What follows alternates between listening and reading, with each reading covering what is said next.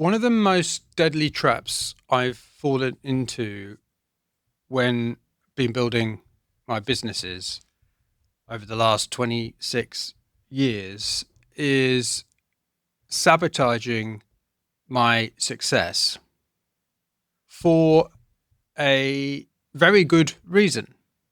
It might not be a reason that makes me feel particularly good about myself. It might be, this reason might be something that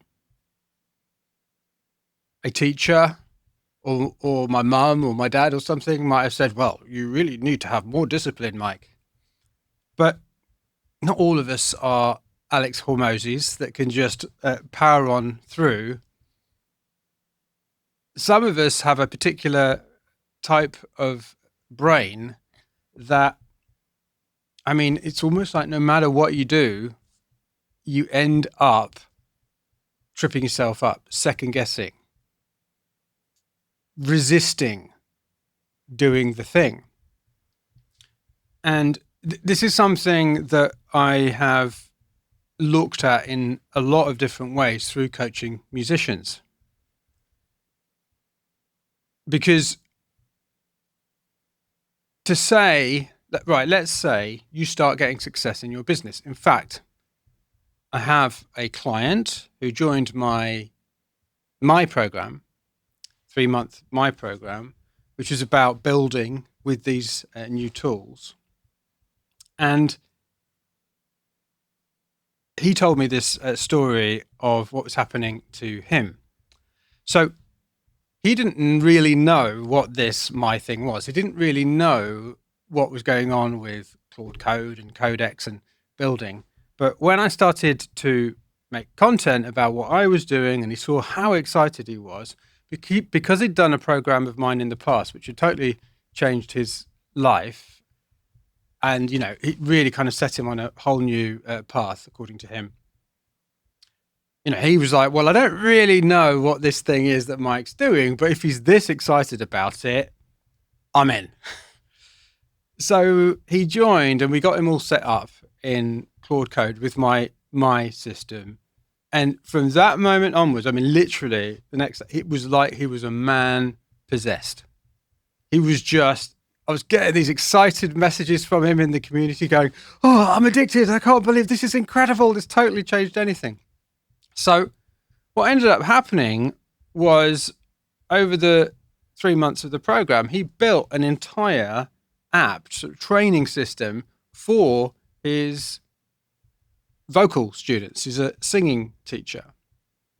And what he told me after he'd built this thing was that previous to joining his business was doing better than it ever had been before, his vocal coaching business. But because it was going better than it ever had been before, he was starting to encounter the resistance.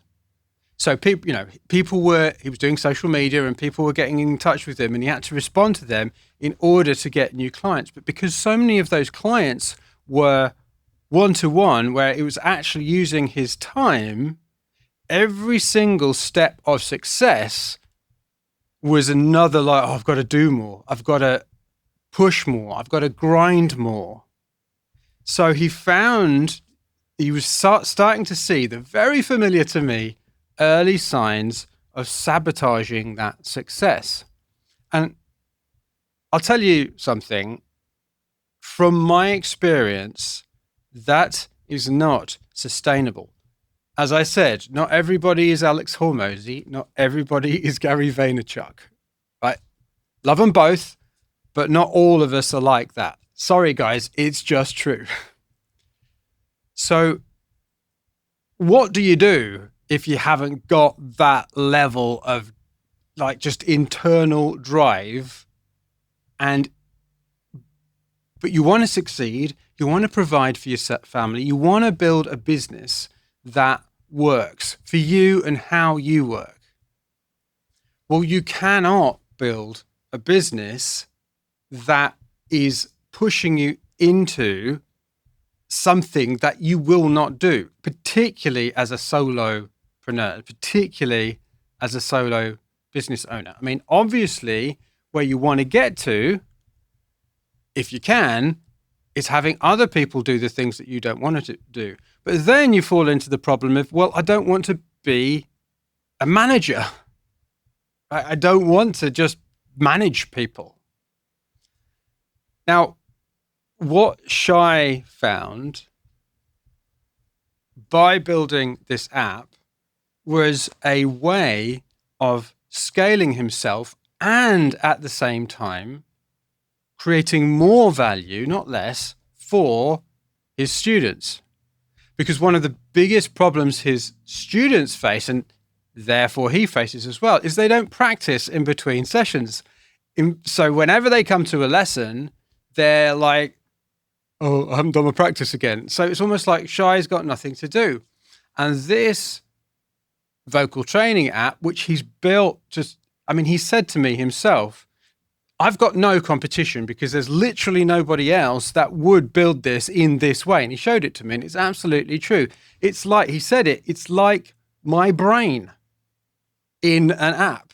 Yeah, it's like my way of doing it. It's unique. It's not like other vocal training apps. It's the Shai vocal training app. And obviously, his students that have come to him have been attracted by Shai's vocal training. So this app is literally, they couldn't get it anywhere else. What do you think that's going to do? It's just something that's incredibly valuable. Right? It's something that is way more valuable than just the random vocal training app that is on the App Store or the Play Store that is the same as every other one. So what this opportunity is, it reminds me of when I first joined YouTube and the start of the creator economy. I mean, I started selling stuff in 2010 online. I mean, before that, I was a music producer and DJ. So, I mean, I guess I sold stuff, but that was much more physical, in person, DJing in person, obviously, and physical, selling records and things like that. I mean, there was MP3s, but then and then streaming, and that never made much money. But anyway, so I started doing the whole creator thing, although it wasn't called it back then, in 2010. And back then, I thought I was behind, and that there were loads of people who were so much bigger than me and better than me. And that actually caused resistance. It actually didn't motivate me to make more videos on YouTube and all that kind of stuff. But I know now that if I'd have carried on back then, there was the least competition it would ever be. And this is the thing about this revolution that's happening right now, where you can scale yourself and provide a much better experience for your clients at the same time.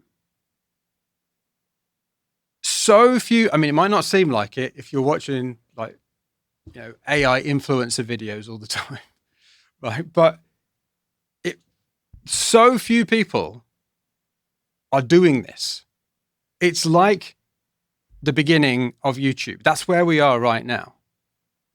And if you are a business owner like I am, or a solopreneur, or you want to be one,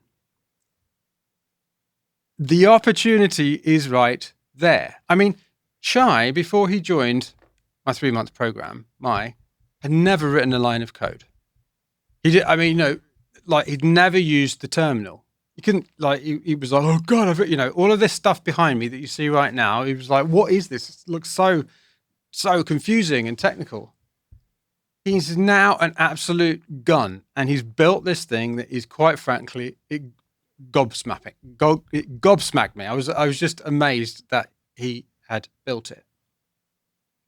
And so now he's got this new medium through which to teach his singing, where he doesn't actually have to be there. I mean, he does have now, what was his core offering before, the one, in-person, real-time thing, is now the much more expensive thing that he can teach a lot less people and still have this thing going. Now, where he is now, where it's about, well, how do we create the situation where, in terms of the way he bundles the offering, I mean, this is the great thing about software, is that it's so flexible that you can just change what you're offering and how in so many different ways, just on the fly, depending on what happens. You can't really do that with, for example, courses and stuff like that, because it's like the videos are made and it's hard to bundle them differently. With software, it's infinitely flexible.